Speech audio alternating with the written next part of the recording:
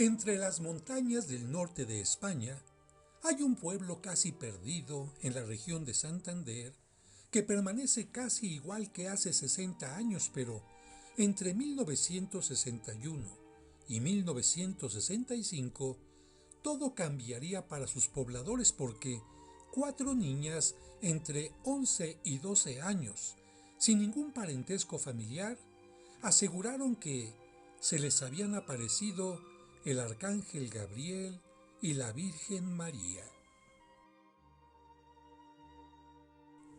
Este es el pequeño pueblo en donde Conchita, Maricruz, Jacinta y Mariloli tuvieron las supuestas visiones, revelaciones o apariciones en las que, de acuerdo a los testigos, ellas entraban en un éxtasis del que ni con pinchazos de aguja, quemaduras o golpes lograban sacarlas.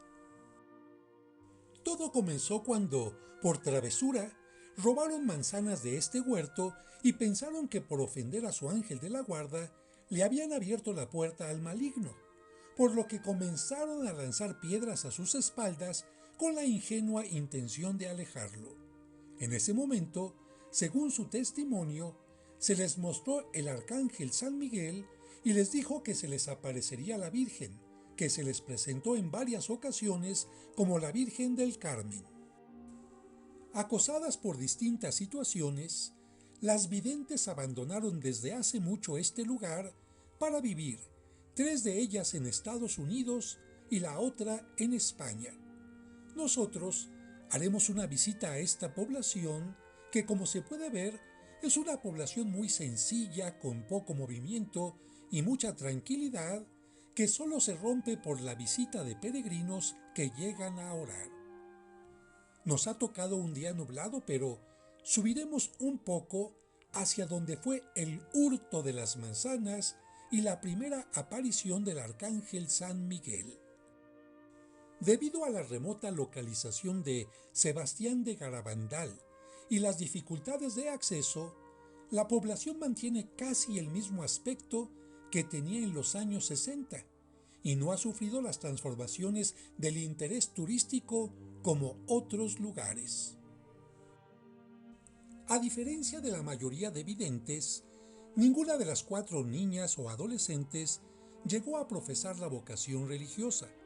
Conchita se casó en Long Island, Nueva York, llegando a tener 4 hijos. Jacinta se casó en Los Ángeles y tiene una niña. Mariloli se casó en Brockton, Massachusetts, y tuvo 3 hijos, pero lamentablemente falleció en el año 2009 debido a complicaciones por un lupus eritematoso, mientras que Maricruz reside en Avilés, Asturias, y tiene 4 hijos. A partir de este lugar, inicia el recorrido que hacen los peregrinos y nos acercamos ya al lugar de la primera aparición del arcángel San Miguel, marcado a la izquierda por una imagen en azulejo, lugar muy cercano a donde las niñas hicieron la travesura de robar las manzanas. De acuerdo al dicho de las niñas, fue aquí donde el 18 de junio de 1961 el arcángel Miguel les anunció que verían a la Santísima Virgen María. De acuerdo a Jacinta, a unos 3 metros de distancia más adelante, mientras sus compañeras estaban en éxtasis viendo a San Miguel, Jesús se le reveló a ella con una túnica blanca y un manto rojo. Mostraba su corazón del que salían rayos blancos y dorados, invitando a la niña y a todos a entrar en él.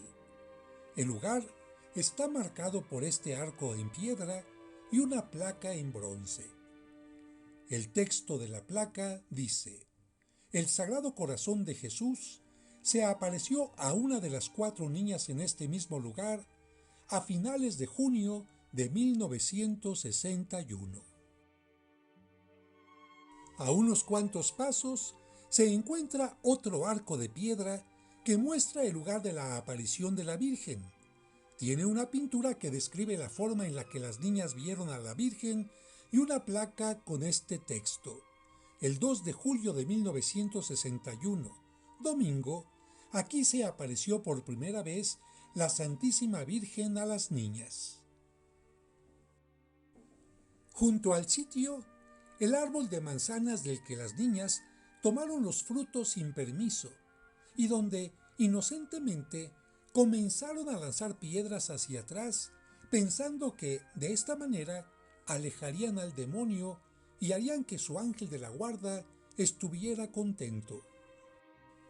Solo la primera aparición de la Virgen tomó a las niñas por sorpresa, pero todas las demás, más de 2000, estaban precedidas siempre por una especie de llamada que consistía en un sentimiento de alegría interior que iba creciendo y que las hacía llegar al éxtasis.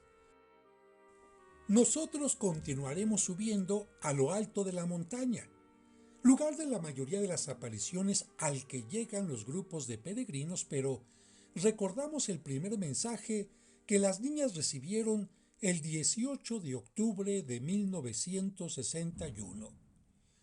Hay que hacer muchos sacrificios, mucha penitencia y hay que visitar mucho al Santísimo, pero antes tenemos que ser muy buenos y si no lo hacemos nos vendrá un castigo. Ya se está llenando la copa y si no cambiamos nos vendrá un castigo muy grande. Y el segundo recibido el 18 de junio de 1965. Como no se ha cumplido y no se ha hecho conocer al mundo mi mensaje del 18 de octubre, os diré que este es el último. Antes, la copa se estaba llenando, ahora está rebosando. Los sacerdotes van muchos por el camino de la perdición y con ellos llevan a muchas más almas. A la Eucaristía cada vez se le da menos importancia. Debemos evitar la ira de Dios sobre nosotros con nuestros esfuerzos. Si le pedís perdón con vuestras almas sinceras, Él os perdonará. Yo, vuestra madre, por intercesión del ángel San Miguel, os quiero decir que os enmendéis. Ya estáis en los últimos avisos. Os quiero mucho y no quiero vuestra condenación. Pedidnos sinceramente y nosotros os lo daremos. Debéis sacrificaros más. Pensad en la pasión de Jesús. En nuestro recorrido, en el que nos acompaña una densa niebla, podemos observar diversas imágenes religiosas que ayudan a la oración de los peregrinos. Imágenes del Sagrado Corazón de Jesús, estaciones del Vía Crucis y una del rostro del Padre Pío, quien en vida, en 1963, afirmó que las apariciones eran verdaderas.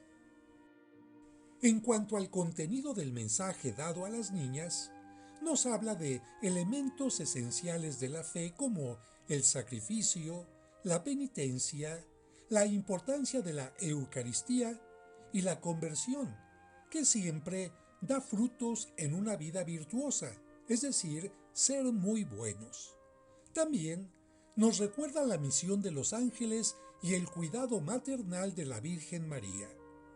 Utiliza elementos del libro del Apocalipsis cuando menciona la frase «ya se está llenando la copa», frase que recuerda a los 7 ángeles con las 7 copas de oro que están rebosantes de la ira de Dios. Los mensajes también hacen referencia a ataques a lo que la Iglesia llama el depósito de la fe, es decir, los dogmas y la moral cristiana. Recordemos las oposiciones violentas y tan comunes que hubo en aquel tiempo contra las enseñanzas del magisterio de la Iglesia sobre la regulación de la natalidad, el aborto, la doctrina social de la Iglesia, la catequesis, la autoridad papal, las cuestiones concernientes a la Eucaristía, entre otras, a tal grado que el Papa Paulo VI habló en enero de 1976 sobre la traición de los clérigos. También, en otra ocasión dijo, se creía que después del concilio vendría un día de sol para la historia de la Iglesia, pero, por el contrario, ha venido un día de nubes, tempestad y oscuridad, porque ha intervenido el poder adverso, Satanás. Y también mencionó, a la Eucaristía cada vez se le da menos importancia. Anuncio profético que ha llevado a una pérdida de la fe en la presencia real de Cristo y a una irreverencia al celebrar los santos sacramentos por parte de los sacerdotes. De acuerdo a las niñas, la Virgen les advirtió: el aviso es como un castigo para los buenos y los malos.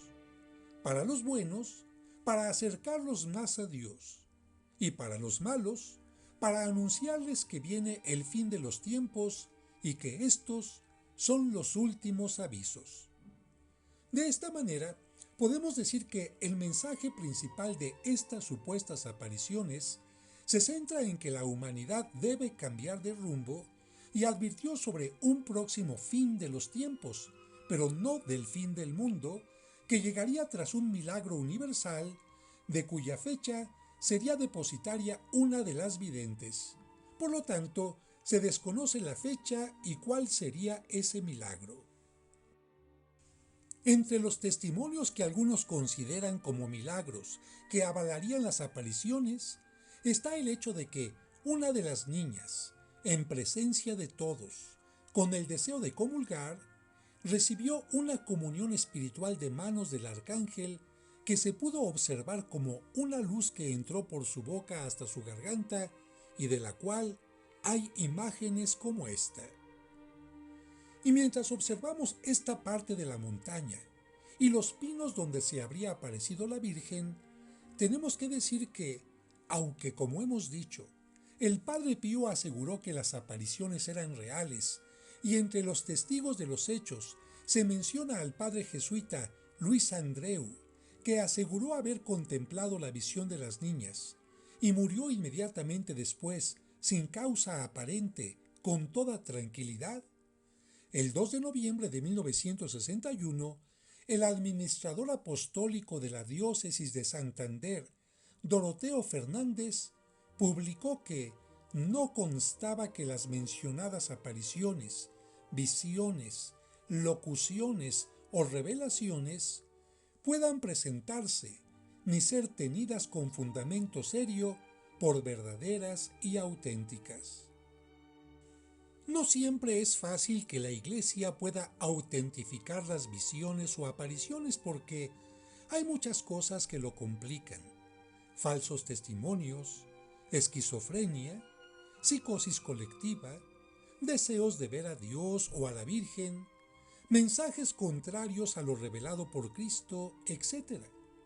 Pero lo cierto es que, con apariciones o sin ellas, Dios nos invita siempre a la conversión y a la oración por la conversión de los pecadores porque, ciertamente, un día, no sabemos cuándo, será nuestro final o el final de los tiempos, el final de las oportunidades, y seremos juzgados por nuestras obras. De tal manera que Sebastián de Garabandal, para muchos, puede ser una oportunidad para su reflexión y su conversión, y para todos, la oportunidad para cuestionarnos hacia dónde estamos dirigiendo nuestra vida, a nuestra familia, nuestro trabajo, la naturaleza, porque mientras tengamos la oportunidad de cambiar y corregir el rumbo, siempre hay esperanza en la misericordia de Dios, pero cuando sea el momento final, ya no habrá misericordia, sino justicia, y cada uno recibiremos lo merecido por nuestras obras.